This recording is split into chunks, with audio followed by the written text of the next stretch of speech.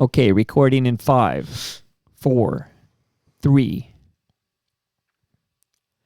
Ladies and gentlemen, boys and girls, children of all ages, I proudly present to you the podcast king of Toronto, the Sultan of the Six, the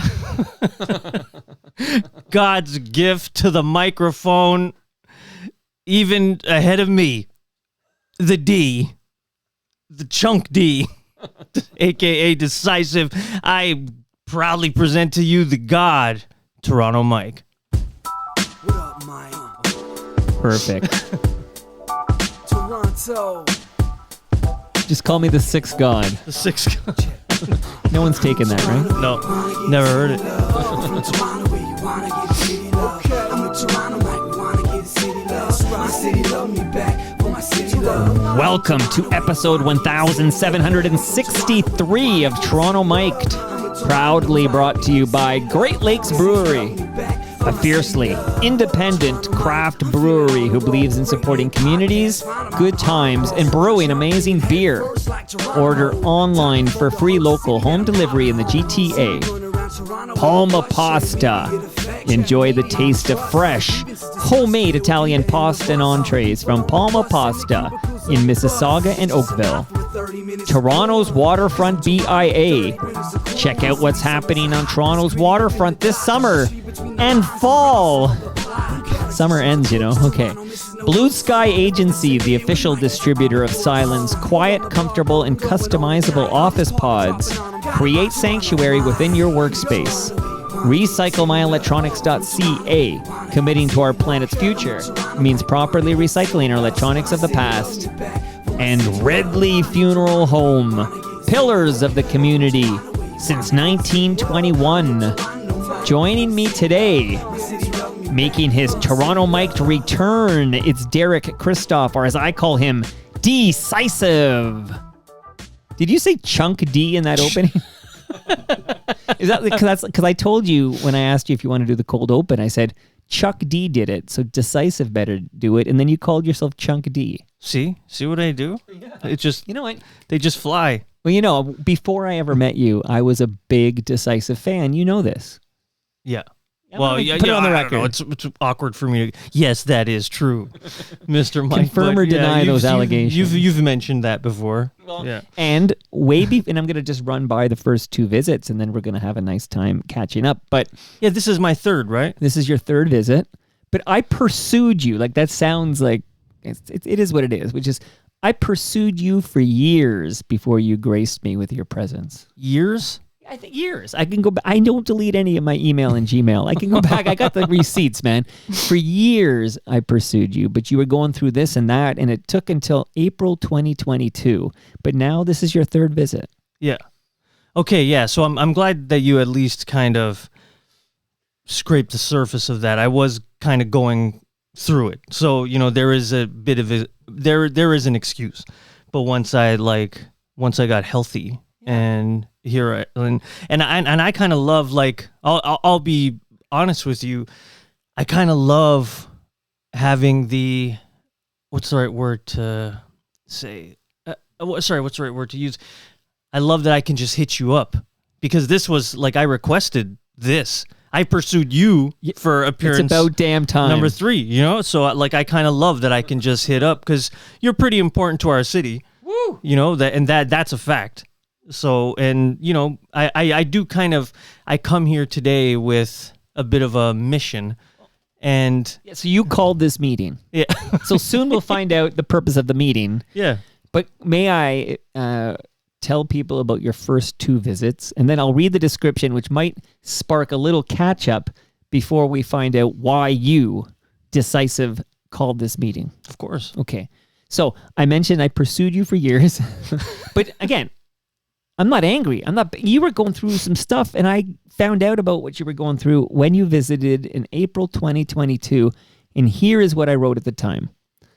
In this 1034th episode of Toronto Mic'd, Mike is joined by rapper-producer D-Sisive, a.k.a. Derek Christoph, as he shares his story of musical success, working with Stu Stone, rolling with Saget, getting sued for nobody with a notepad. Can't get enough of that fucking story, by the way.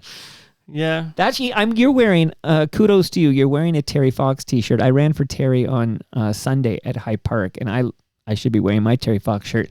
But kudos to you for wearing that t-shirt. But if I were you, I would have a t-shirt that just said, I was sued. What was the guy's name? The Motown guy. Lamont Dozier. Oh, what a big name, too. Yeah. I was sued by Lamont Dozier. Like, I would just wear that t-shirt everywhere. But let me finish this description, and then we'll hear more decisive here.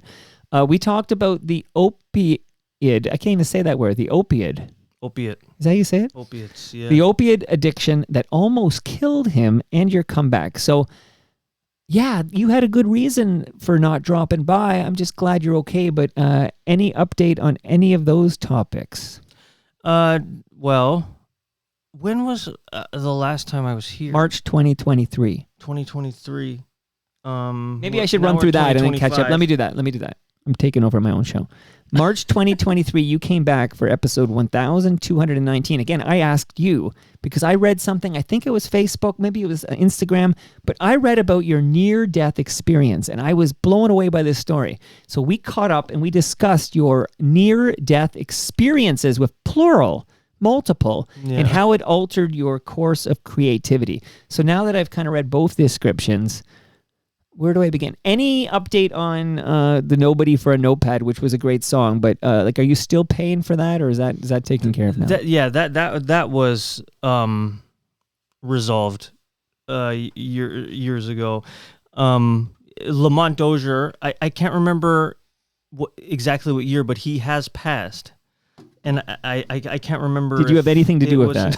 No comment. No comment. FBI, they're still trying to... You paid for his Ridley funeral home funeral, basically, is what we're learning. Ridley? I'm sure. Yeah, but he has passed. I wonder if my last visit, if we talked about the discovery I had made about him and the multiple lawsuits. Did we? I don't know if you remember that. Give it to me again. Hit me. Yeah. So now I will preface all of this with I was guilty, and I'm not one like. It's funny. Sorry, I don't want my. Okay, you're bad. But for those, we will tell people, it's all in episode 1034, but in a nutshell, you didn't clear a sample that you used for your excellent song, Nobody with a Notepad. Yeah, which happens in hip-hop. Hip-hop is all about sampling, and some artists clear the sample, which means getting permission to use it legally. Some don't. I have cleared some in my day, one being, I sampled Tom Waits. His song Underground, and he heard the song, loved it. It's actually one of my highlights.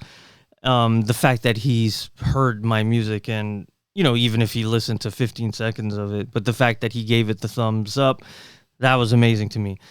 Lamont Dozier, his song, it's called Peddlin' Music on the Side.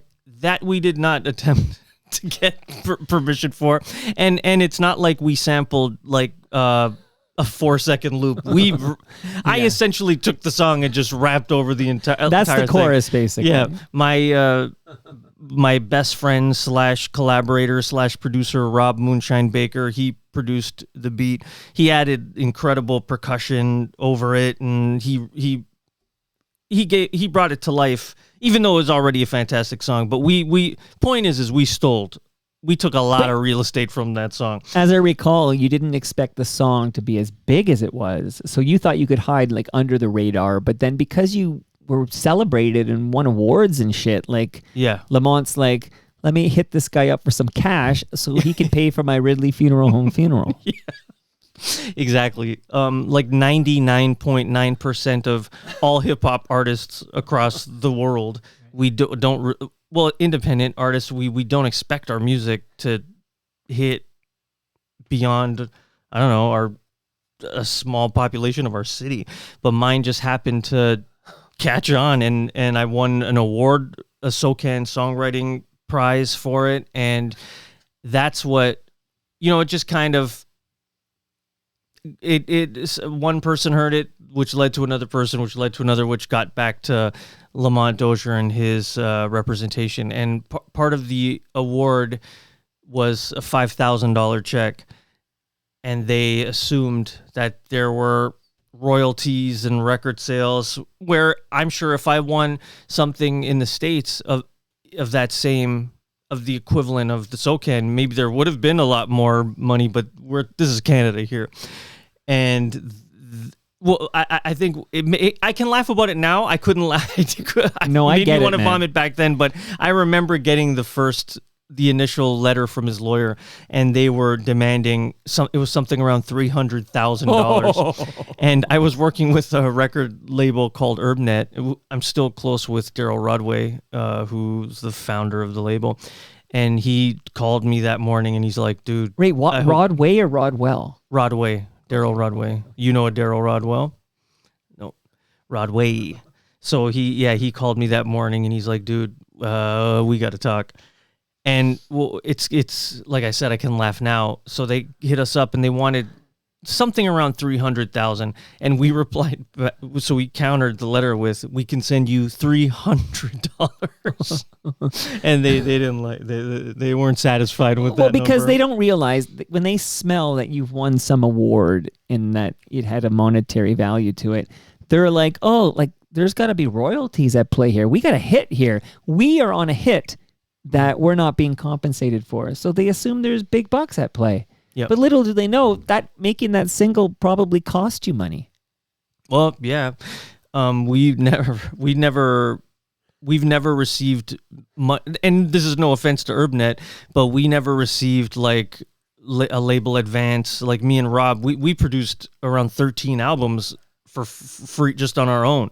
He produced it For love of the game. Yeah, we mixed it in his room, and yeah, so You should have sent him like his share of the debt. Right? Like, this is what it cost us. If you could contribute, 50%, we'd appreciate it, and send him an invoice. Well, the crazy thing is, so we start talking with his lawyer, and again, I don't want to repeat the story if I've said it previously. I like this story, but- so it's all about me, man. I like this story. And then you can laugh about it now. His lawyer was named Daniel Stewart. And so we work out a deal. I'll just be transparent. We settled on 10,000 US. Still a lot of money for you. Yeah. Oh yeah. Yeah, crazy. So we That's a new roof, man. so we picked the day where we were going to transfer the money, and maybe 2 days before, I get an email from his lawyer telling me, hey, once the money's transferred and we have it in our hands, I want to talk to you. And right away I get like defensive. I'm like, why? Are you gonna fucking sue me again if you found more? Are you representing more Motown artists? And he's like, no, it's nothing like that at all. So we transfer the money, and I get on the phone with him that night, and he tells me that Lamont loved the song and wanted to do he wanted to possibly do a collaboration and that blew my mind. Like, I couldn't understand that. I'm like, I've spent the past few months depressed and just overdosing on anxiety over this, and now you guys are just like, hey, let's make music together. But he put it in a way, which reminds me of obviously it's nowhere near the same level, but you hear that story about Michael Jackson and Paul McCartney. When Michael Jackson bought Paul McCartney's publishing, right? And Michael Jackson's like, hey, it's just business. And that's how they were about it. They were like, look, man, you stole something, you got caught, you paid your debt back, and now we're good, and let's all be friends. And that was, it was weird to me, because you're spending months terrified and having to scrounge up money to pay for this, having to find money that you don't have. And it was all just a strange experience. But so anyways, we all get past that. The collaboration didn't happen. Maybe a year, 2 years later, a friend of mine sends me a link, and I think it was either a New York Times or a Los Angeles Times article on Lamont Dozier. And it basically said that he was, at the time, the number 13th biggest tax delinquent in California. So he went on this lawsuit rampage and just went after every single artist who had sampled him. And it the last, I'm pretty sure it was, he had around like 90 to 100, somewhere around 90 to 100 lawsuits happening. And artists like, I remember like hearing 3-6 Mafia. There were, it might have been 3-6 Mafia where he had sued them, they had settled with him, and then they sampled him again. Like there were just crazy, like they just didn't care because I guess when you're that big, you can afford to pay the settlement. But this explains why he was so eager to get 10,000 US out of poor little Derek here in Toronto, Ontario, Canada. Because for those who don't know, the songwriting team of Holland Dozier, is that how you say it? Or how do you say Dozier? Yeah, I say Lamont Dozier. Yeah, I've always struggled with that because what do I know? Holland Dozier and Holland, they wrote, let me get the right number here, 10, they wrote 10 Billboard Hot 100 #1 pop hits, starting with the Supremes' Where Did Our Love Go? Like, this guy doesn't need Derek Christoph's $10,000. He did, though. Greedy son of a bitch. I'm glad he's dead. Whoa. I'm kidding here, everybody. I'm kidding here. But anyway, I just feel for you because that $10,000 for one person is pocket change. And for the next person, I think that would be a good chunk of money for you. Yeah, but I stole. And I guess you stole it, but you didn't make any money on the song. That is true. But I guess the idea is it raises your profile so you can charge a whole $10 to watch you perform live or something like that, right? Like that's the plan here. Yep. All right, so sorry for this is kind of like greatest hits where you have talked about that. I probably hit you up for that info in March as well. But since you were over in April 2022, Bob Saget passed away. Yeah. But I know this has been well covered on Toronto Mike, so we won't do an hour on this, except to say that I pulled out my copy. Thank you to Mark Weisblot for this copy, which Stu Stone tells me was a promotional copy because I guess they do this etch in the jewel case. I remember that. Yeah. So Mark didn't pay for this copy, but he gave me his copy of Blowing Up, Jamie Kennedy and Stu Stone. Mark? Mark Weisblot is sort of, I'll call him a pundit, but he is surveying all the media and the zeitgeist and the digital universe we live in. And he's a smart cat who I used to have on every month, but it's been a while. So Mark, if you're listening, if you want to make an appearance in 2025, we're running out of runway. So hit me up if you want to do that. But anyway, he gave me this. And one of the big songs on this was Rollin' with Saget. And remind the listenership your role in the great Stu Stone, Jamie Kennedy song, Rollin' with Saget. Well, I produced the music entirely, and I guess I wrote the first version of the song. There was I had met Stu Stone, who he's top tier, like, friend of the show, right? Like, he has the second most appearances. Who's first? A guy named Cam Gordon, who went to high school with Stu. How do I know? I know Cam Gordon was director of communications at Twitter Canada before Elon bought it and musked everybody. He's also most famous, in my opinion, for being the co-host. We did Pandemic Friday episodes of Toronto Mic'd, where Cam Gordon and Stu Stone would come over every single week during the pandemic to record a thematic jam kicking to keep the FOTM's spirits high and to basically help get us through a global pandemic. Okay. That's what he's most famous for. That would be the first line in his Wikipedia entry. Did the three of you follow the social distancing guidelines? I think we moved it outside. Like, I do think we did our best to follow the rules. They were very stringent, but I think we did most of these episodes in the backyard. Okay. I even bought a heater. Like, so this is how serious I am, because we would set up in outside. I guess there was no limitations or whatever. So we would record outside. It got cold, of course, and it's Toronto, and I bought like a heater that I plugged in to keep us from my gear from freezing. Like, I made great efforts to keep that thing going. We did 76 weeks in a row. That's amazing. I know, it's amazing. Where's our Order of Canada? Yeah. Okay, so you beat me. I was just about to say that you actually deserve the Order of Canada. Well, for that, your mouth to Mark Carney's ears. Whoever makes that fucking call. But so we lost Bob Saget since we recorded. I believe he died since then, and I wonder if that increased spins of Rolling with Saget. Did you get any royalty checks? No, I'm gonna. I'm gonna say no to that. Oh. But there were a few well, it's sad because of the circumstance, but there were a few kind of cool moments. So again, yeah.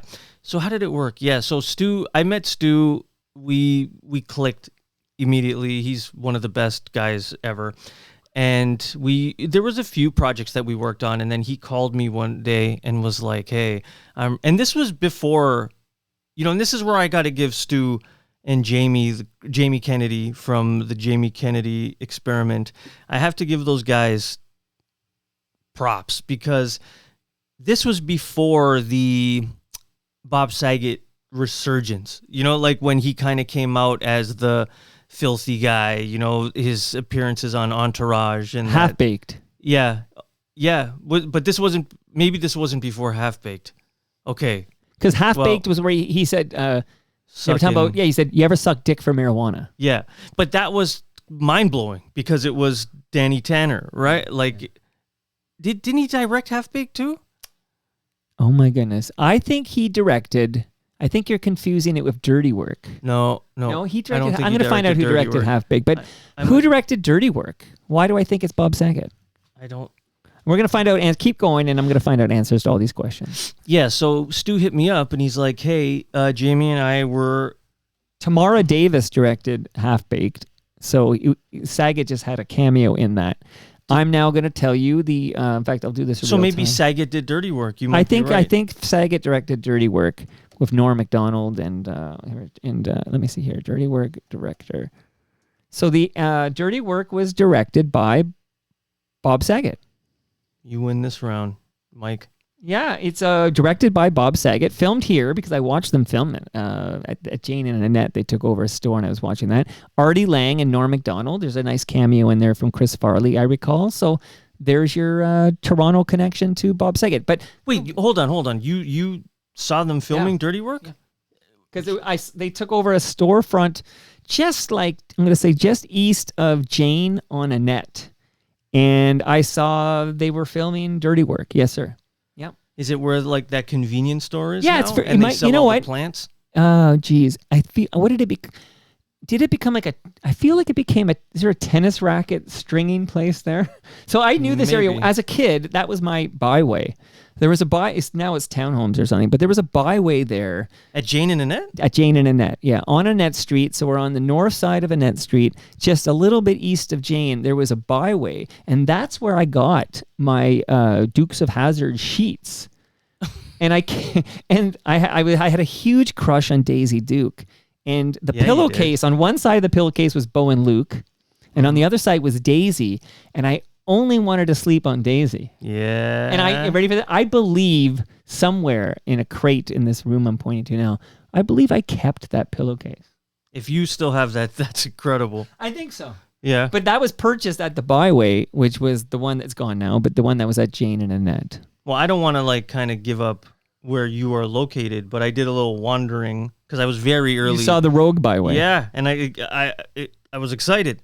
Because what I'm here to talk to you about, Byway is kind of associated with what we have to talk about later. Well, we're going to, because obviously you called this meeting. Yeah. If it involves Byway, you've whet my appetite. Wet with an H. There's an H in there. But it's funny because Mark Weisblot, when he would come, when Mark Weisblot would visit once a month, he would do the wandering thing. He had a ritual where he would do the wandering, and he would take his Great Lakes beer. By the way, I have fresh craft beer for you, Derek, to bring home with you. But he would bring his Great Lakes beer to the lake, because I'm near the lake. It's called Lake Ontario. It's a great fucking lake. I just want you to know that. So he'd bring his Great Lakes beer to the lake, and he'd have a ritual where he would consume. It was like the only beer he would consume all month would be. But he would often, back in the day of Twitter, before everybody got musked, he would tweet a photo of the Rogue Byway. That byway was unauthorized, and I believe it's now been shut down. But it was the Rogue Byway. You can Google Rogue Byway, and you'll see an entry on TorontoMike.com in which I talk about this building. Well, when was it open? Well, it was a byway, and then it was a byway. But it's been that for 30 years? So for 40 years or whatever. So no one's touched that building? Well, they changed the sign a bit. Like when Byway, they changed it to Byway, and then they put in a small font, Zone, so they called it the Byway Zone. I don't know if they thought that would prevent Lamont Dozier from suing them for $10,000. You're not stopping Lamont. I love that fucking story. You can't stop Lamont. Here, so in our catch up, I think you were going down this road, but nobody wanted Bob Saget to die. No. Nobody did. Why would we want this wonderful man to die? I'd wear that shirt too. He died. Right. Nobody wants Bob Saget to die. No. Yeah. But That's when on the he died, that's on the back of the Lamont. Lamont. Did you drop your phone? I don't know. So when D My just good luck crystal. okay, pick up everything there, and I'll just say that when he did die, the song "Rollin' with Saget," which you're a big part of, did get a lot of exposure because a lot of places, a lot of people were playing "Rollin' with Saget," sort of in Bob Saget's memory. Yeah. It was a bit of a trip because like I would I would visit like I'm pretty obsessed with celebrity culture and celebrity gossip and all that shit. And one of my go-to websites is TMZ. So when he died, I remember like the main page being flooded for like days, and I would see videos of one in particular is John Stamos driving, listening to Rolling with Saget. And, it kind of blew my mind, because I'm just sitting there like, I made that. And it's a good song. I think so. And it was I don't know if I talked about this, but it was I fully it was also around when I first started making beats. So it when I listened to it, I'm like, oh, I could do so much better now. But I totally built it over NWA. Was it Straight Outta Compton? Straight Outta Compton. Like yeah. I think that I even layered it. Like I had looped the main Straight Outta Compton and programmed the drums over it, so it's exactly the same. And Stu, starting with "You're now about to witness the strength of Bob Saget," that "By Michelle" part, like these are all parts that I'm gonna brag because I'm proud of those moments, and I'm glad that they made the final cut of the song. But so when Stu he pitched the idea to me, and I immediately dove in and recorded a demo. So I wonder if Stu would still have it, but there is the original version of me rapping. He might. I'll text him. That would be incredible if Stu had. I would love to hear that because I remember one part. So I recorded my version and I sent it to Stu and Jamie, and they took parts because if we listen to the song, I can tell you that's me. But they added their own parts, which are amazing, and definitely heighten the song. There was one part that got cut, and I guess I can understand why, but it bummed me out because I thought it was so funny. I haven't heard it in so long, but I know there's a part with him and DMX hanging or something like that. That was Stu and Jamie, but I had a part in maybe the second verse and where Bob Saget gets pulled over by the police, and I lifted a couple of lines from Jay-Z 99 Problems, and where the cop's like, "Sir, do you know why I'm stopping you for?" And Bob Saget was supposed to go, "'Cause I'm young and I'm black and my hat's real low. Do I look like a mind reader, sir? I don't know." And that didn't make the cut. MTV gave that part the thumbs down. Right. Could have been because maybe you'd have to give Jay-Z publishing, taking, how I am when it comes to stealing other people's music. Right. I'm pretty reckless. Once bitten, twice shy, though. You don't want to cough up another 10,000. No, I feel like Jay-Z would want more than 10. And he needs it less. Yeah. And it could have been because of Bob Saget referring to himself as black. Who knows? But that's the comedic brilliance of the line. So we're talking a little bit about Stu Stone. Can I just rapid fire just name some rappers and you tell me if you've had any experience, either personal or professional, of these rappers? Sure. Okay, thanks. It's my fucking show. I'm going to do it anyway. You have to get so angry. I'm down to do it. No, I don't know why I'll be honest. When I see you, mm-hmm. You get angry? No, I know. I get so pissed off I'm like, this asshole's here again. No, I've always been nice to you. Nothing it's but the nice. opposite. It's the opposite. I get excited. Like I feel like we've been friends for decades, and I'm like, this is the third time you've been in the same room as this man.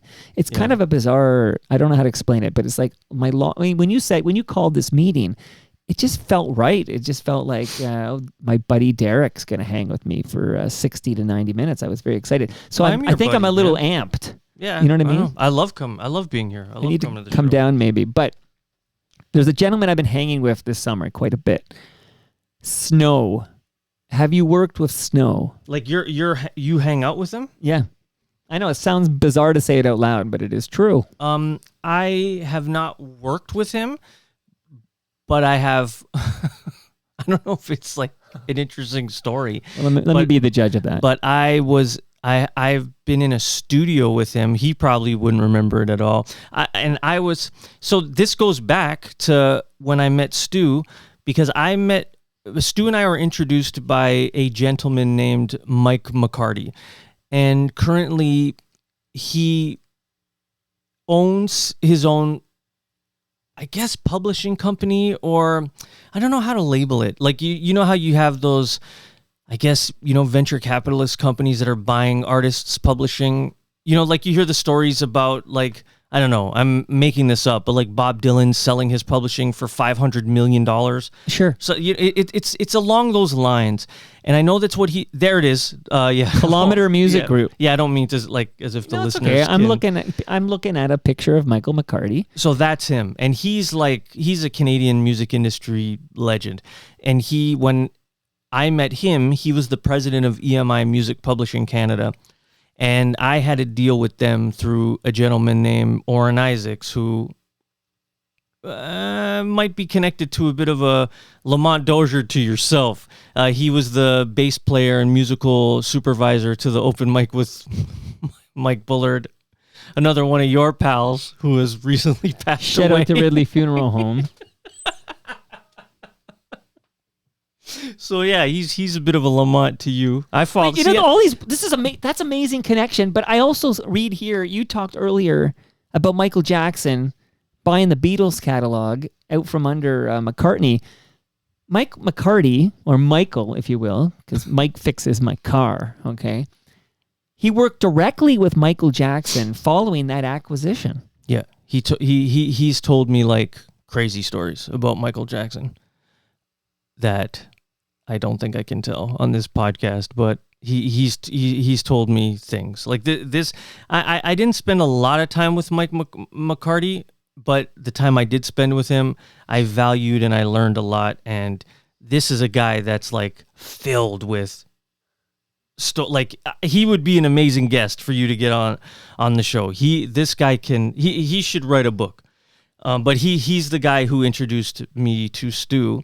And EMI Music Publishing, they had an office at Spadina and was it Queen and Spadina? Where the Mech Adelaide. Is? That's where the Mech is. Adelaide and Spadina, around that. But he wanted it more to be like a hangout spot instead of just boring old office. So he did some renovations in the studio and built their own studio. And was I saying studio the whole time, or was I saying office? In the office, he did renovations and built a studio. And this was around the time when like Billy Talent was blowing up and Alexis on Fire was blowing up. And there I was, I was just kind of in the mix. And I just happened to be there one day when Snow was having a session. And the engineer of that studio was a guy named Greg Bello, who also he had his own independent label, which is the label that put out Alexis on Fire's first album. And I don't know if they licensed it to a major, but it would just take a couple of Googles and you'll find out that label. Greg Bello was amazing. He's very tall and wore a very big leather jacket, but he was the engineer of that studio.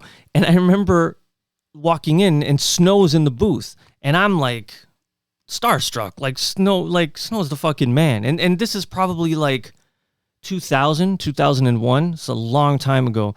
And it might have been, I can't remember if it was before or during, like, because he had a bit of a pop comeback. Of course. Lethal, tender. Was it called legal? I didn't want to say legal, that word. Yeah, I know what you're saying. Tender and fine. Like, it was around that time. But what was hilarious was he's in the booth. And This is like around the Everybody Wants to Be Like You. Yes. Yeah. 'Cause that was a big hit in this country. Yeah. It was around. I that might have been out at this point. Okay. So I'm hanging out, and I think Estero was there as well, and I was just like in heaven. Like, here is fucking. It's the snowman, man. You were hanging with the snowman. Yeah. I can't even say hanging with. Like, I'm. Can I connect dots here? Do you mind if I connect dots here? Of course. You know, he hasn't really. He kind of retires from making new music around that time. Like Snow's discography. I mean, he does. Of course, he did a verse on Con Calma, which was a Daddy Yankees. The Katy Perry? Yes, it was a remix of Katy Perry, absolutely. But Con Calma is basically the Puerto Rican Informer. Like, it's a Spanish version of Informer. And there is a verse for... But other than that kind of a thing, he hasn't really recorded anything in over 20 years. But there was, and I've confirmed this, okay, with Snow himself in this basement, but there was a version of In Too Deep by Sum 41 with Snow on vocals. It was reggae style. Really? Yes. This existed with, who's the Trouble Charger guy with... Greg Norrie. Right. Because I'm in too deep and I'm trying... With Snow on vocals, In Too Deep, but more reggae style. Maybe that's what he was recording there, because Sum 41 is one of the artists signed by Michael McCarty. They were there. I remember watching them perform at... Maybe it was Lee's Palace.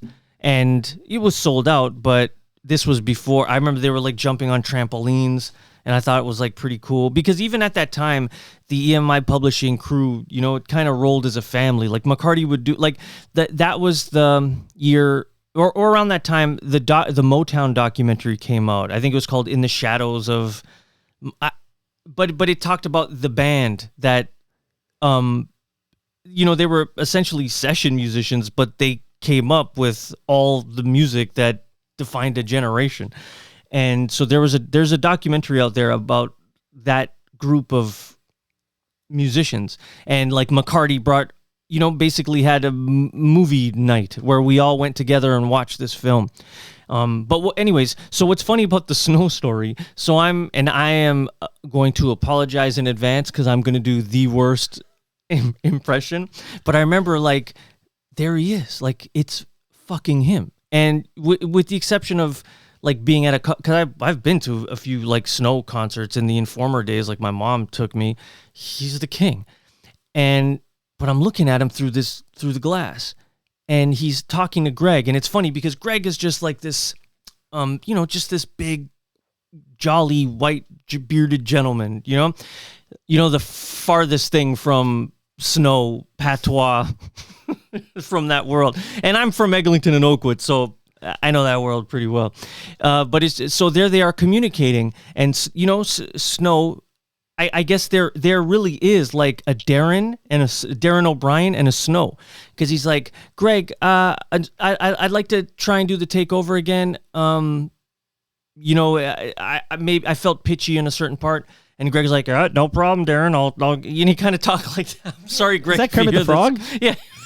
Or is it Andy Frost? Yeah. He's like, no problem, Derek. Derek. There I am. Derek, Darren. He goes, no problem, Darren. Let me just line. You know, does what he... And then he goes, you know what, actually, Greg, when we do the second take, can you... And then, just like that, it was just like, can you just... I say, you know, and just starts doing what he did. And I remember sitting there, and there's a couch in the studio, and I was like, holy fuck. Like, I was like, just so, like, blown away by it. And he goes back and forth from, like he really talks like Informer. Right. You know,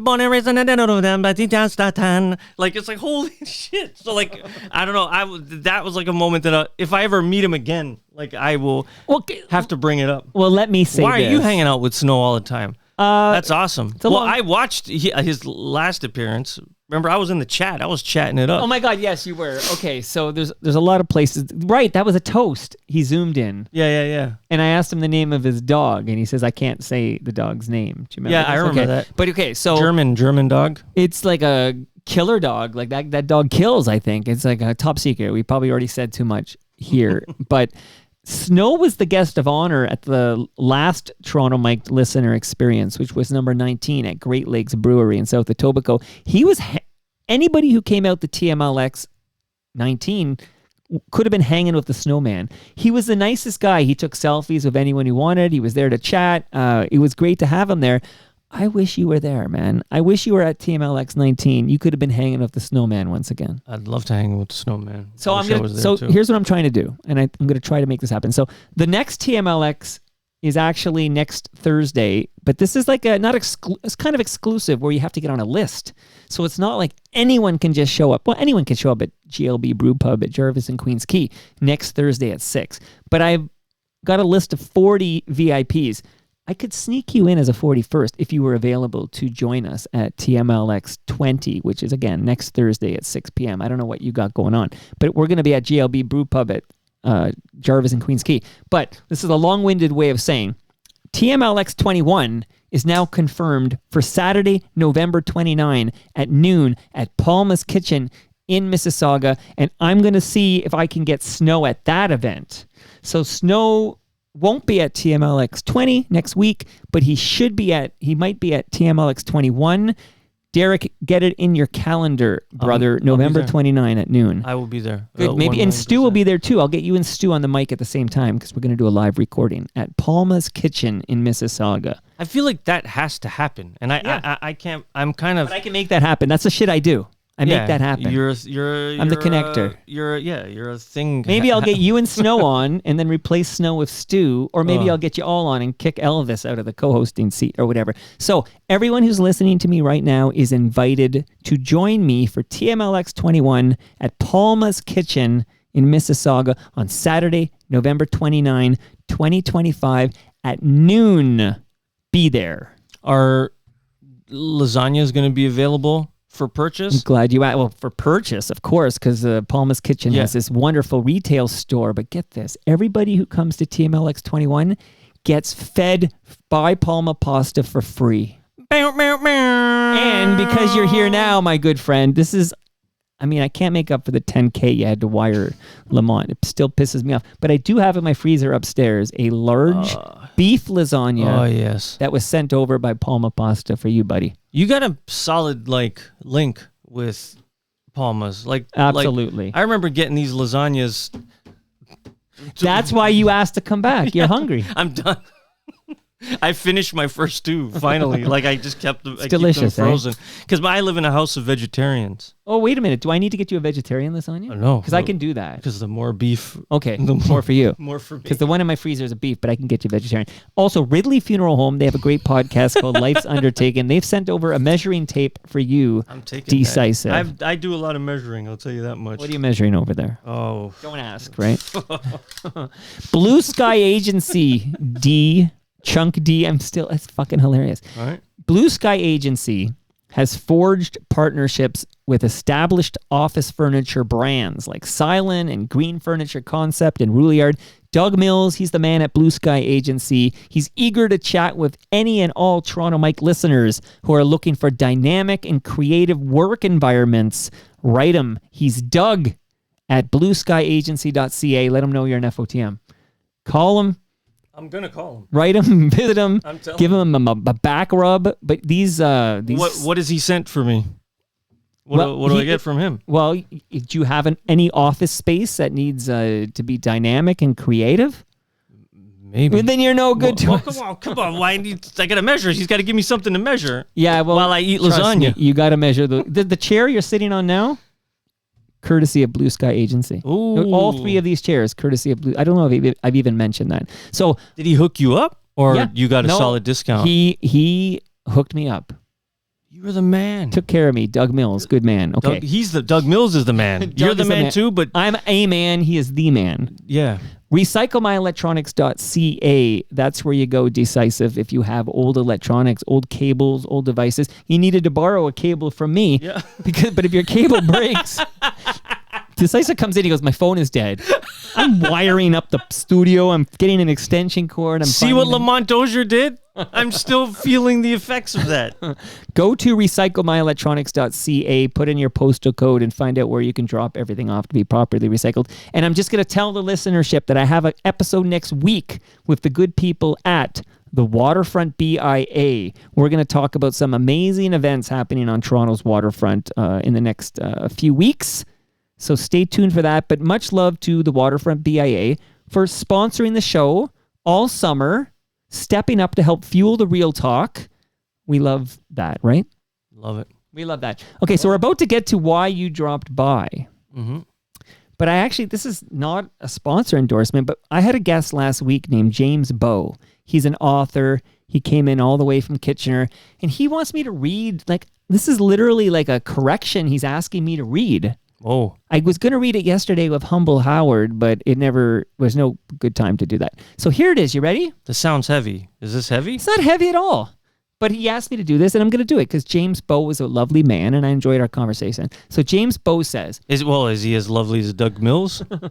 No, but Doug Mills is the loveliest, and then James Bowe is a close second. Will you tell Doug Mills that I said he's lovely too? Will you I'm pass hoping that on? I'm hoping he'll listen to this. He's kind of a big D head, so I'm hoping he's listening right now. All right. I'm hoping you can do a correction for me in your next episode. I inadvertently referred to the Toronto Star reporter who shared our legal response to the CN Tower because he was being sued. He had a cease and desist from the CN Tower for putting the CN Tower on his book cover. Oh, come on. So he sampled, same thing, same shit. Same shit, he right? sampled but the apparently, CN Tower. so he referred to this Toronto Star reporter as David Bickle. Oh. But he erred. It should have been David Nickel. Ooh. So James he heard himself say it wrong, and I think it's been bothering him. So basically, this is just a correction to say he meant David Nickel. And he says he feels really bad because he was just with David Nickel like a month ago doing a reading in support of Edmonton's Worldcon, which is a science fiction convention. I guess it's a bid for Worldcon. I don't know. Bottom line is, he said David Bickle. He meant David Nickel. If I did a correction like this for every time I misspoke, the whole episode would just be corrections. You know what I mean? Yeah. So, and then again, unpaid sponsorship, but then we're going to get this big announcement from Decisive. I don't know what it is. I'm going to play something and you're going to take over. But Jamie Dew, JD, he is an FOTM. He has a podcast about the Tragically Hip. He didn't give me a penny to say this, but I'm going to say it anyways. He has an event at the Rec Room in downtown Toronto on October 4th. There's going to be a Tragically Hip cover band called the Strictly Hip. There's going to be a special guest, some photographer named Richard Beeland, who's going to share stories about spending time with the Tragically Hip. There's prizes. There's a silent auction. There's a grand finale. They're going to record the grand finale of the top 40 Tragically Hip countdown. So tickets are $25. If you're a Toronto Mike listener and you use the promo code Toronto Mike, all one words, he's going to give you 15% off. So save 15% with the Toronto Mike promo code. Go to eventbrite.ca and find this thing. It's called, did I ever get a name of this thing? The Tragically Hip Top 40 Countdown, and that's happening on October 4th. I did that for free. That's amazing. You are a beautiful man. Not only did I do that for free, but I've given him many a lasagna. Okay? Many? I feel like maybe he should shout out TMLX 21 on his podcast. Yeah. And this could be like a barter deal. He should. Do you want me to go ahead? Has he been on more than 3 times? He's been on probably 3 or 4 times. Absolutely. Can I play? I have something you sent me, and it's 3.5 minutes. Do I play it, or I'll play it until you tell me to bring it down, and then you could speak to it? What do you think is the best way to approach this, Decisive? Is it the video? Yeah. Listen. Is it too visual? I have the audio here. It's like a sizzle reel. You want me to play it? Well, I'm going to play it while you decide if I should play it. It's not the final version, but fuck it. Okay. So let's listen, and then we'll hear from Decisive. And I don't know what's coming. I'm buckling up, though. So I urge you to buckle up as well.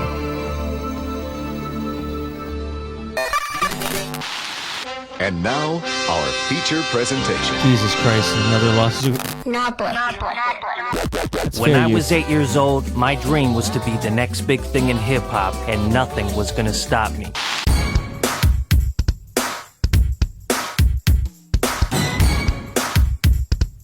14 albums, 4 Juno nominations, collabs with Fred Penner and Ron Sexsmith, opening for MF Doom, a jizz tsunami of critical acclaim, dozens of albums sold, and 37 years later, I'm still trying to make that dream happen. I'm Derek Christoph, aka D-Sisive.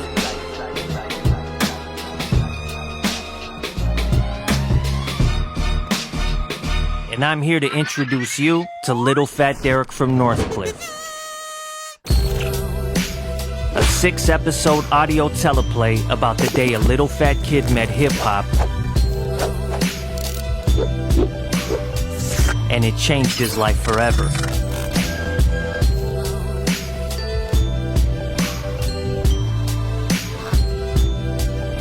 A memoir meets mixtape with the soul of old-timey radio, written, produced, and narrated by yours truly. Think the Wonder Years. If Kevin Arnold was a chunky Macedonian dreamer floating between reality and fantasy in a world that didn't know what to do with him, created for your ears. My dream, turn this monster into an animated series. My reality, a laptop, a USB mic, and the voice of a middle-aged rapper who still believes in miracles. So until Bob Iger PayPals me some of that Disney money, I'll be making this happen the independent way. It all happens on Northcliffe Boulevard, the street that raised me and the original stage for the people who shaped my world. Like my dad, hockey was his religion, beer was his holy water, and rap was straight up blasphemy, if I was the one making it. My mom, an angel from heaven disguised as a French Canadian from Sudbury who would do anything for me, and did, like take me to see Vanilla Ice at Maple Leaf Gardens for my 12th birthday. And then there's Grandpa, my 80-year-old best friend, biggest cheerleader, and the man I shared a room with until I was 10. Relax, we had 2 single beds. The plan is to have all my characters voiced by iconic Canadian legends, so if anyone has David Suzuki's Hotmail address, hit me up. And I'm not just telling a story, I'm crafting a Canadian masterpiece that's shared for generations like Mr. Dress Up, The Log Driver's Waltz, and Porky's. Little Fat Derek from Northcliffe is officially in production, and episode 1, the elegantly titled Grandpa Shit the Bed, is aiming for an October 2025 release. It'll be available on all DSPs, YouTube, Napster, Winamp, and wherever you listen to your podcasts. Follow along, tell a friend, and meet the little fat kid with a big fat dream.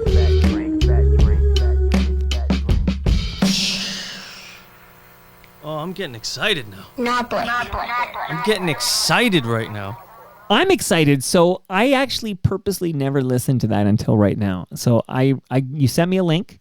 I ripped it to MP3, loaded it in this soundboard I'm looking at right now, and I just heard that for the first time. I fucking want to listen to this. 6 episodes, you said? Yeah, that's that. Did you get David Suzuki? Not yet. Still working on it. You better hurry up. So tell me more. This is you've whet with an H. You've whet my appetite once again. Well, okay. Now, first, before I get into it, this, not that you ever questioned it, but sometimes you can get a little mean when I'm around. But this should prove to you how much I love Toronto Mike, because this is the first time I've actually talked about this, and this is a project I've been working on over the past year, maybe a little bit longer. I've always had this idea, this dream of creating an animated show about myself, my childhood, me discovering hip-hop music. And I started working, just to jump right into it, I started working for this post house. I'm also a video editor I also do that. So I worked for this post house called Coma Edits, and how do I get into it without getting too into it? Coma Edits was founded by a fantastic editor named Taylor McConaughey, and she's been my boss for the past year and a bit. And on top of the Post House, she also, wanted to get into creating original content. They wanted to create a production. How would you word Like a that? production house? Yeah. They also wanted to produce. They want to yeah. compete with TMDS. Yes, basically, we've actually said that in meetings at the office. But so there was staff. The only reason why I'm kind of tiptoeing around it is I'm not working there anymore, right? But there's still amazing people. Everything is amazing, but it's yeah. Okay, let me start over. So I work for this place, Coma Edits, and we all fix start it in post. Yeah, we all start throwing around our original ideas, and I had this amongst 3 or 4 other ideas I brought to the Wonder slate. Years starring Derek Christoph. Yeah, I think I'm overthinking this a little too much, but I'm also nervous right now because this is the first. Like I'm launching it. Yeah, like it's something that has just been, mine and something that I've been kind of working. This is your baby, but I haven't been sharing. Yeah, so Taylor gave me an amazing platform to start working on it, and she helped me come up with. She just helped in a lot of different ways. She's a great help. But here's my problem. So we're working essentially in television, and I was also mentoring under a few people, like learning how the TV game, Canadian film and TV game works. And I quickly learned that it's extremely difficult, almost next to impossible, to get funding for projects. It's so hard. And now I and a lot of people that I met, they found themselves pretty discouraged by that. But I'm always trying to figure out ways to make shit happen. Like I said earlier in the episode, my boy Rob and I, we didn't have money to make albums, but we still made shit happen. And I just kind of, I had it in my head that I need to make Little Fat Derek happen regardless. Now, my dream is for it to be an animated series. I would love for this to be a cartoon like Life with Louie, which was, one of my favorite shows as a kid. Now, it takes a lot of money to create an animated series, and you need animators and you need everything. But I put myself in this position where I'm like, okay, if I had to make Little Fat Derek right now with the resources that I have right now, how would I do it? And I came up with the idea of the audio only, concept. Basically, old-timey radio, paying homage to that world, movies for your ears, to quote Theater of the Mind. Theater of the Mind. Yeah. So I started working on the show for the past year, and fleshing out 6 episodes, and just basically starting from nothing. And my dream still is to turn this into an animated series, but for the time being, it's going to be an audio only. And it's funny, the more you dive into this, you quickly learn how difficult it is. To make, I remember being back in February and March, talking to Taylor and being like, okay, well, let's knock this out and we'll have it released come May. We'll have all episodes. And, here we are. It's fucking September and I'm still working on episode 2. And, but one thing I want for this is, like I mentioned in the sizzle reel, I want all my characters to be voiced by iconic Canadian personalities, whether it's musicians, whether it's actors, whether it's former Much Music I love VJs, this. So, and I don't mean main characters, but let's say, well, I'll give a little nibble of Nona's sauce in the pilot episode. Palma Pachucci sauce. Yeah, I actually, and and I think you are connected to this gentleman. I'm ready. But I actually have a part for Steve Anthony, former Much Music VJ, and I don't mean like a part as in like he voices a principal I actually have him as former Much Music VJ Steve Anthony. Been here a couple of times. Yeah, like I have the script. Actually, I should have brought you. I'm gonna drop one off. I don't mean to interrupt because you're on quite a roll. Except I'm your target audience here, man. Like what you're describing is what I crave. It's hyper local. It's independent. All this pop culture zeitgeist for somebody born and raised in Toronto of similar vintage to you and I. Yeah. That's what I'm starving for.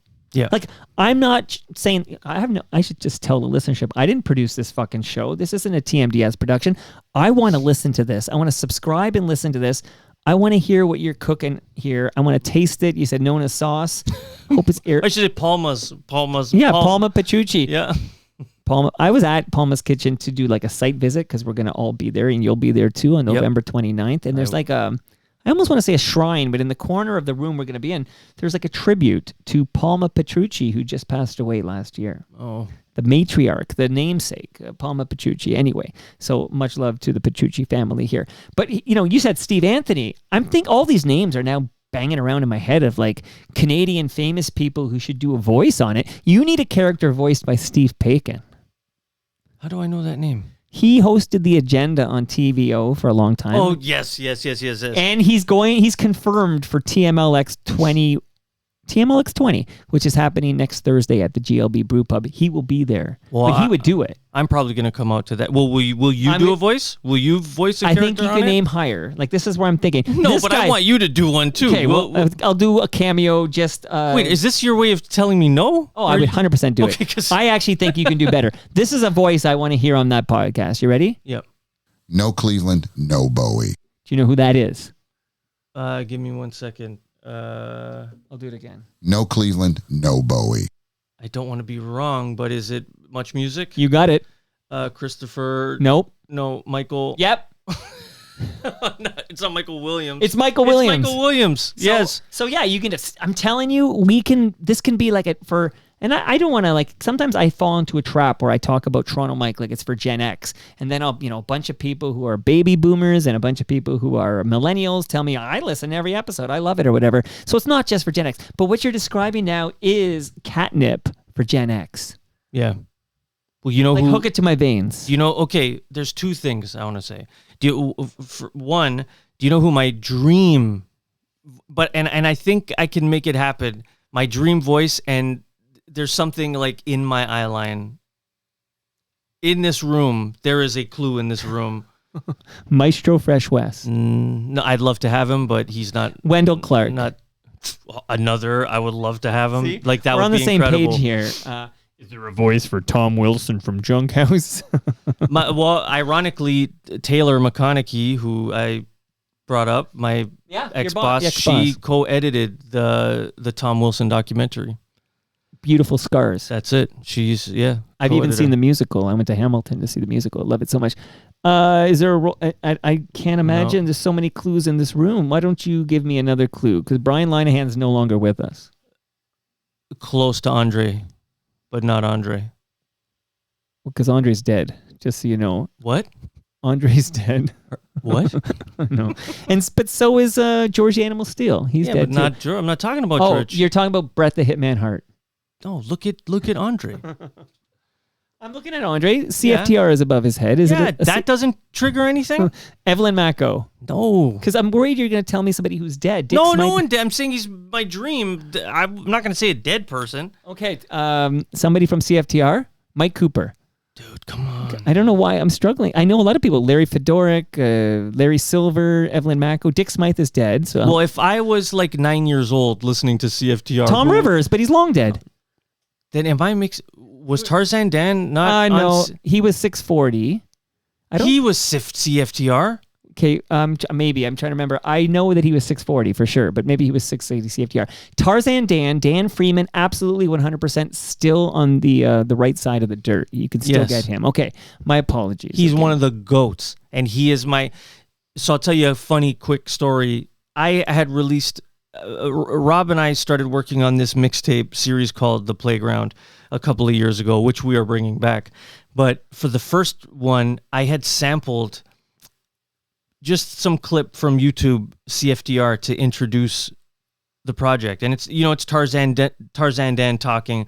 I love Tarzan Dan. Like, I grew up, which is why I'm pretty sure he was on CFTR. No, you're right. You're right. You're right. But so I'd never thought that I could just reach out to Tarzan Dan and like I just right.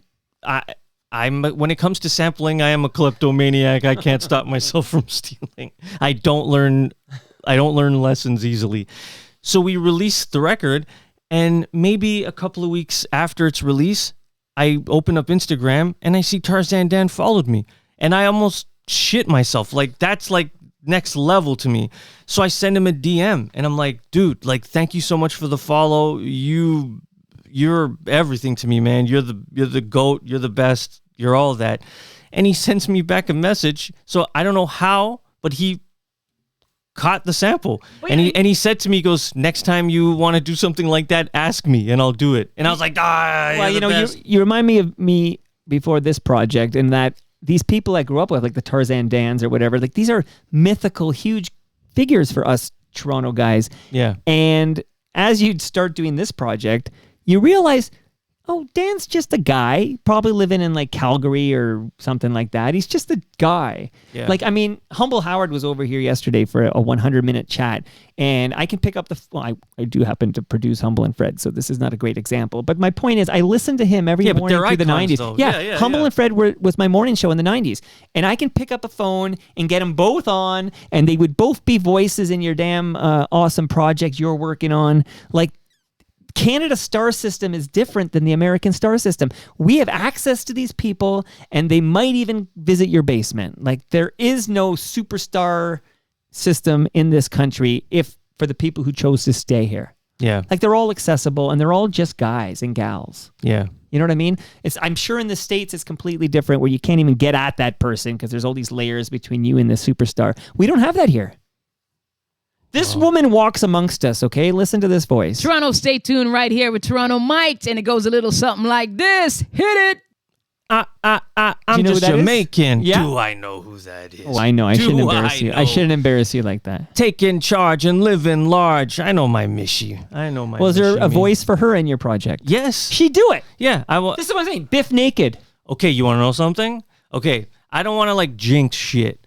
So I have, as it, if any of you caught in the sizzle reel, the audio of the sizzle reel, there's 3 main characters in this project next to myself. It's my mom, my dad, and my grandfather. Those are like the heavy voices. So I made a list of all the voices, my dream voices, not yet attached to characters, but just people that I want to get at. The voices I'm going to tell you for those 3, I've reached out to all 3, and I don't want to make anything official in case, because no, we understand. Shit can fall through. And I'm not going to say who. One is attached, one is a solid maybe, and one I'm working on, right? Tell me these names, and I'll tell you if I can make them all guaranteed yes. And I'll tell you when we're off air who is what. My mom, Biff Naked. Okay. Grandfather, Fred Penner. Yep. My dad, which I have to, well, maybe I'm giving something away, but I have to make it happen. Stephen Ed the Sock Kersner. Okay, so all 3 of those, I can promise you, put my good name on the line and say, I can get all 3 of those to say yes. All 3 of those people take my call. I know Biff very well. Yep. I've worked with Fred. Steve Kersner has been over here so many times, and in a heartbeat, he owes me favors. In a heartbeat. Are you serious? I'm dead serious. Yeah.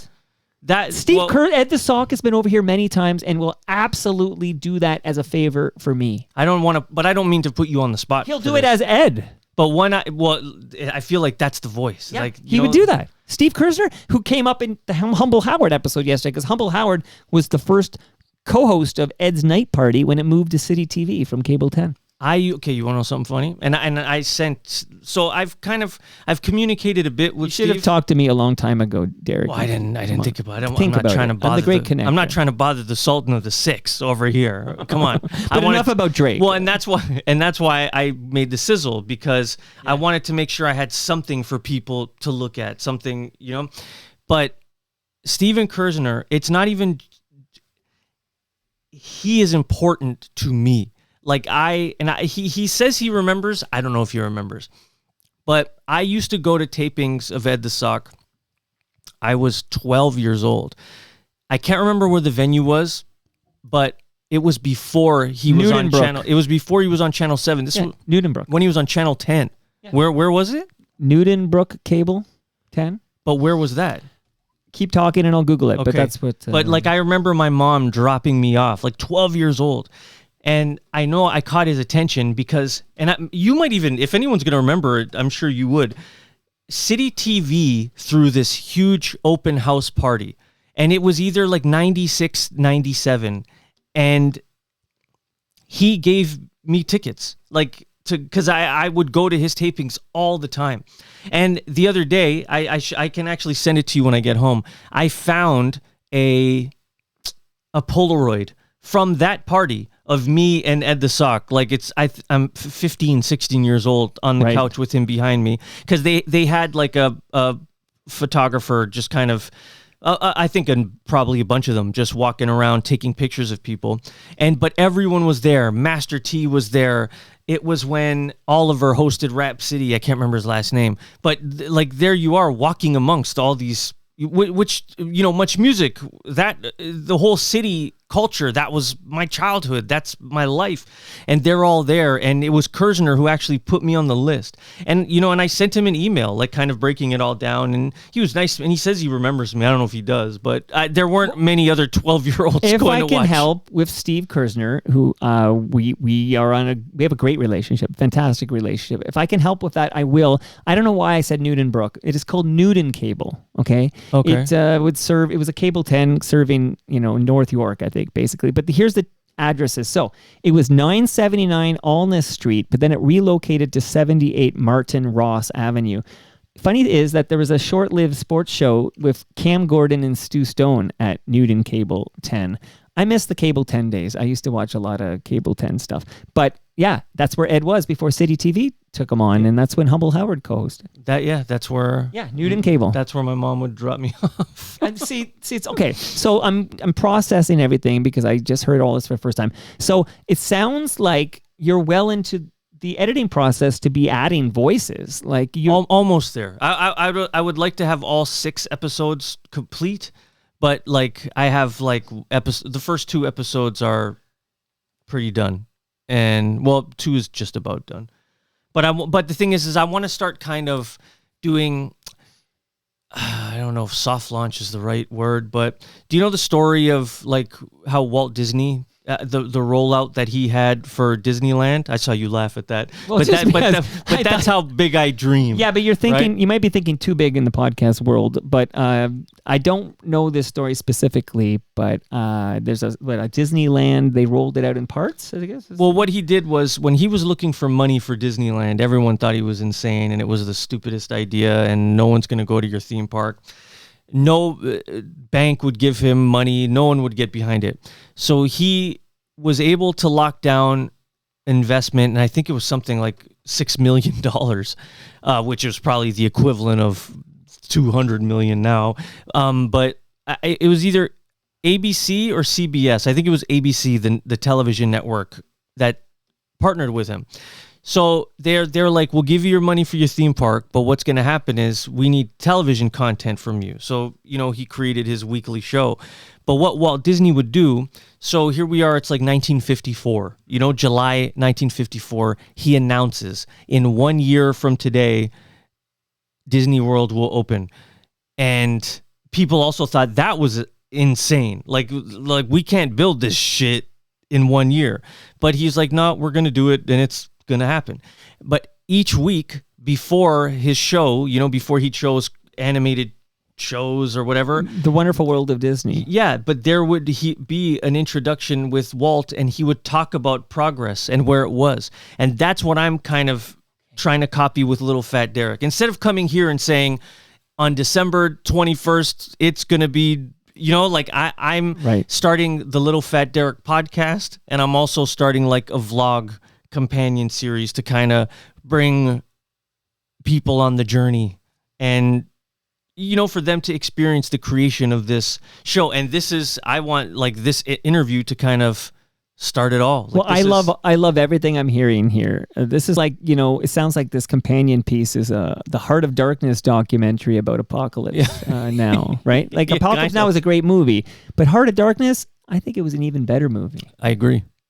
You and I always are like. So I got to say, but do you like it? I love it. Do you like what I'm cooking here? What's in it for me to blow smoke up your ass? Do you like the lasagna I'm cooking here? I love the smell of the lasagna cooking. The only thing I'm concerned about is you said I can be mean. Is that true? Do you think I could be mean? No, it was a joke. Okay. You started the joke. Come on, Mike. You can't get soft. You can't get sensitive on me. I'm crying here on the inside. No, listen, I love you. D-Sisive. I love this idea.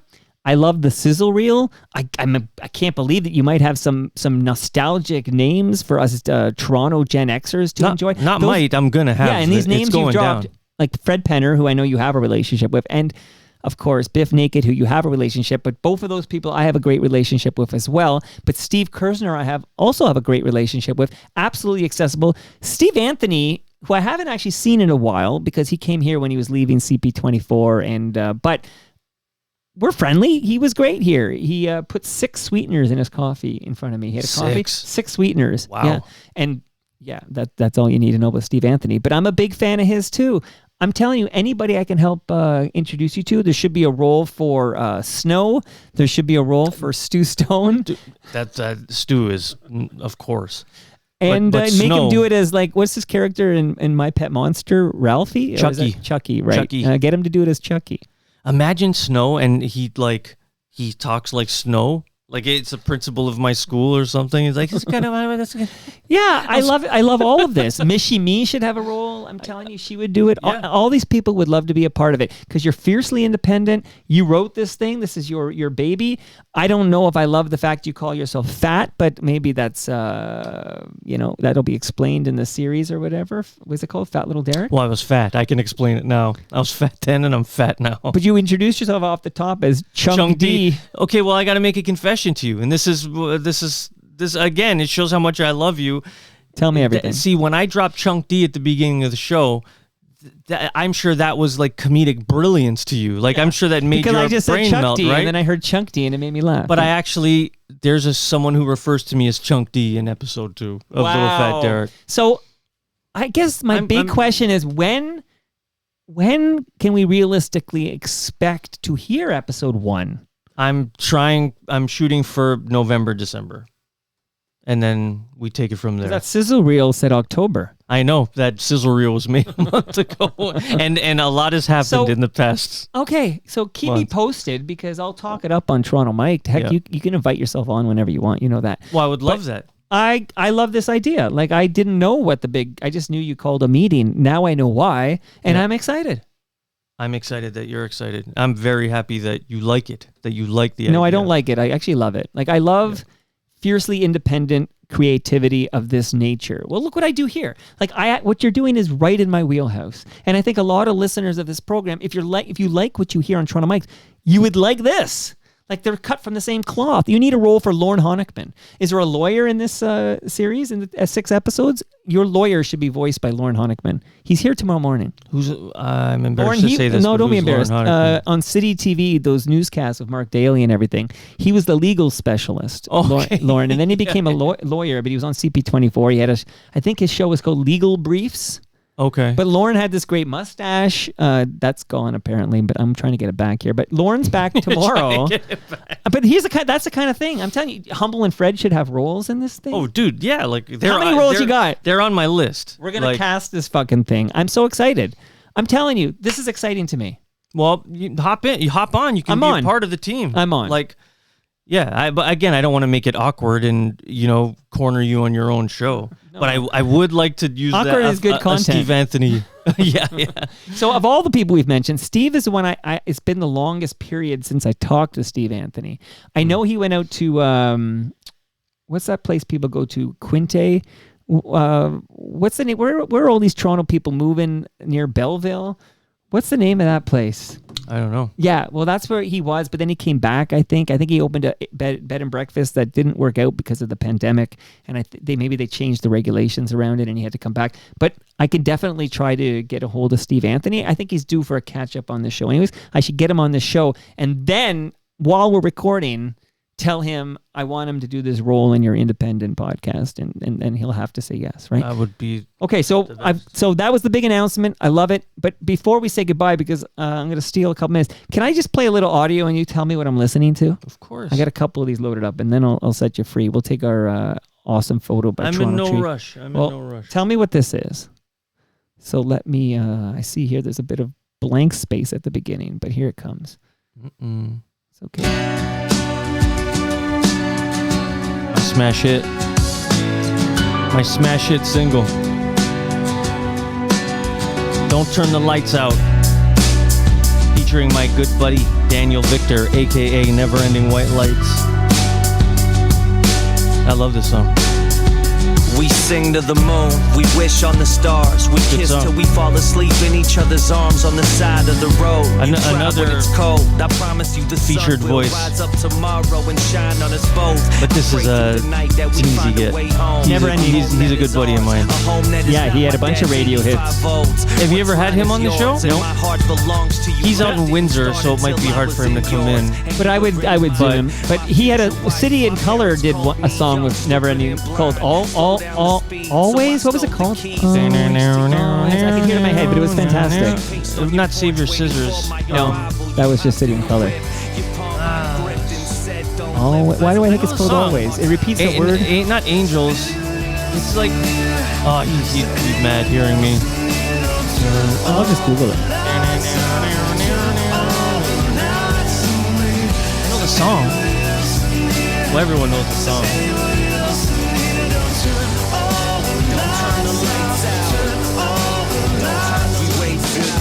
It's called The Grace. That's it. Couldn't remember that fucking name. So that's what this is. Is this like your biggest hit? You could, well, it was kind of on the road to being that, I guess. If you're talking chart-wise, yeah, it was. It was on the.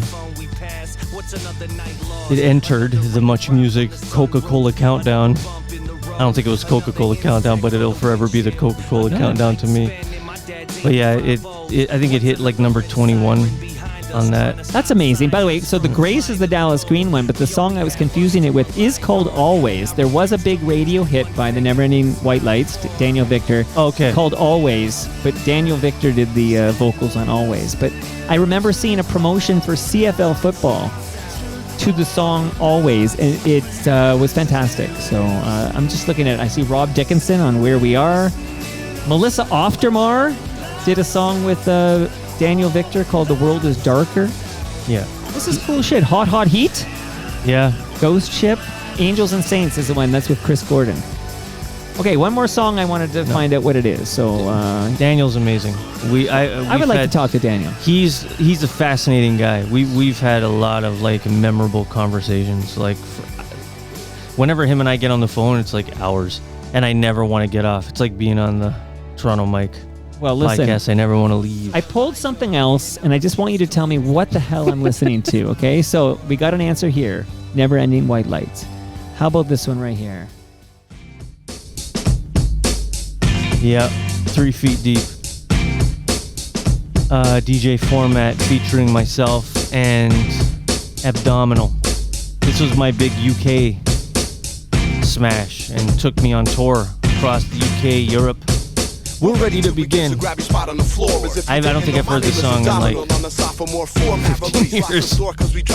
This time, I brought a friend. Also hailing from the snowy north shores of Canada. Format fans, I introduced to you the man of the. It's talking about me. So far as to say the decade, watch them go crazy when the Records play. So please join me, ladies and gentlemen, in giving you nicest format. Welcome to MC Decisive. Thank you, thank you. Since 1908 to the O, I've been changing the flow, taking control. Taste of the throne. You think I was a two-page owner, and I'm known, and I'm a own on Barone ceremony on Canadian soil. Cold sore, I have 4. Spit out these opuses. I'm a rap till I don't exist. Abdominal in format. Hands up like Horseshack references. Just what the kids want. Well, trust me, we both got that in syndication after school. I saw so much Welcome Back, Kotter. I actually watched ER, believe it or not. I watched ER last night, and one of the characters said, "Welcome back, Carter," because John Carter, spoiler alert, was stabbed and he was coming back to work after recovering. And I said to my wife, "Welcome back, Carter." I said, "Sounds like Welcome Back, Kotter." My wife has no idea what I'm talking about. Not a clue. She's younger. She's similar to your age. Because you're 80, you said? Yeah. She was born in 81, I think. But when were you? 74. Okay. I thought we were... Okay. No, listen, I'm an old man. Come on, I earned every white hair on my head here. But my wife does not know Welcome Back, Kotter. And I realized, oh, shit. Like, I just assume everybody speaks our language. You know what I mean, Christoph? I speak your language. I was listening to this last night. I said, I got to ask the story behind this. So you got to tour Europe based on this? Yep. And my first show which is funny, I recently stumbled upon a bag of weed, of crack cocaine, of these mini DV tapes, and I think they have a lot of these shows because my very first show ever in the UK was wasn't my first, it was my second at Leeds and Reading Festival. In front of like 15,000 people. Oh yeah, you opened for Jimi Hendrix. Yeah, it was Jimi Hendrix, Janis Joplin, Mike Bullard. You want to tell any Bullard stories on your way out? He won't hear them. No, I'm trying to think of something. But you two had a bit of a falling out, right? Well, I don't know if we ever had an in, but so it was all out. Yeah. Well, it's not like we were buds. He didn't like something that somebody else said about me. Another former morning show host said falsely about me, and then he decided to, I don't know, threaten me. Yeah. That's it. But he spent many, many months. Speaking of Lauren Honeycomb, we had many chats about this. He would, all night long, would just be going at me via Twitter and sliding into my DMs with threats and stuff. And this went on for a long time. And, FOTMs who work for the OPP were telling me what I should do. And he had already had prior charges and stuff. And I actually said to myself, I'm going to do this son of a bitch a big fucking favor. This asshole who's making me feel unsafe. And I had a family here and everything. And nobody liked what was happening. I'm going to do him a big fucking favor. And I'm not going to go to the cops with this. I'm going to just hope it goes away. And now he's dead. I hate that I'm laughing at it. Yeah, I don't know. I had my time with Mike. Not bad, because I was around the show. Why, as I mentioned, Orrin Isaacs, him and I don't talk anymore, but I co-opted at Orrin's studio, and that was right when he got the Bullard show. So I started to just hang out. I would go to the show almost where I would call Orrin and be like, who's coming on tonight? And if it was a celebrity I wanted to see, I would go. I remember walking around the Masonic Temple. Like, I used to have my own permanent badge, and Bullard and I, though the first time I ever met him, he embarrassed me, like, which is something that kind of sucks. Because I performed on the show. Orrin made an album and he was promoting it. So he had a few of the artists on the album, myself being one of them, just kind of do little chunks from each song. So we're doing the sound check, and I'm on this television set. I'm terrified. I'm so nervous. I've never done anything like that. And we run through it, and as I'm doing my verse, I see Bullard appear, and so we finish, and some of the crew clap, or people are just getting levels, doing whatever they do. And then I remember Mike Bullard, it goes silent, and then he goes, "Oh great, just what the world needs, another white rapper." And like and I felt fucking sick to my stomach. Like, I was so embarrassed. And then like I looked around and people were giving me looks like, don't let it bug you, whatever. And you got a lot of, "Oh, that's just Mike." And then that night after the show, he apologized to me and told me how talented I was. And he actually, do you know the name Howard Lapidus? Does that name? I've heard it before, but I'm not sure who we're Yeah, talking he was about. a pretty big Canadian manager. So Bullard got me hooked up with him, and he was all right. And then we just never saw each other again. Well, your Bullard story, I think you need to get a one-on-one private meeting with Ben Mulrooney, because you should hear his Bullard stories. Oh, really? Not. And that... Okay. You'll be back, brother. You'll be back. I love it when you come over, man. I can't wait to hear this 6th episode, and heck, maybe there'll be more. But I love what you're up to, and I love seeing you. Thanks. I love seeing you too. Thanks for having me, man. And that... And that... Stu wants me to nail the end that. And that brings us to the end of our 1763rd show. Go to torontomike.com for all your Toronto Mike needs. Much love to all who made this possible. That means patrons like you. Go to patreon.com/TorontoMike and become a member today. Great Lakes Brewery. Don't forget your fresh craft beer. D-Sisive. Palma Pasta. I've got a large lasagna in the freezer for you, buddy. Toronto's Waterfront BIA. They're on the program next week. RecycleMyElectronics.ca. Name that tune. Maybe that's the 6-year difference between us. The Friendly Giant. Oh shit. Okay. What about this one? The Pizza Nova theme by Alfie Zappacosta. What song is this? Who? Rob Pruse from Spoons put this together. It's a cover of Rosie and Gray with these Easter eggs at the end. Did I shout out RecycleMyElectronics.ca and Blue Sky Agency and Ridley Funeral Home? This is Romantic Traffic that Rob Pruse co-wrote with Cord Depp. And here's Kids in the Hall. I spent 4.5 hours on Saturday night with a kid in the hall. I'll tell you about that in a minute. See you all next week. No. See you all tomorrow morning. Lauren Honickman, back in the basement. See you then.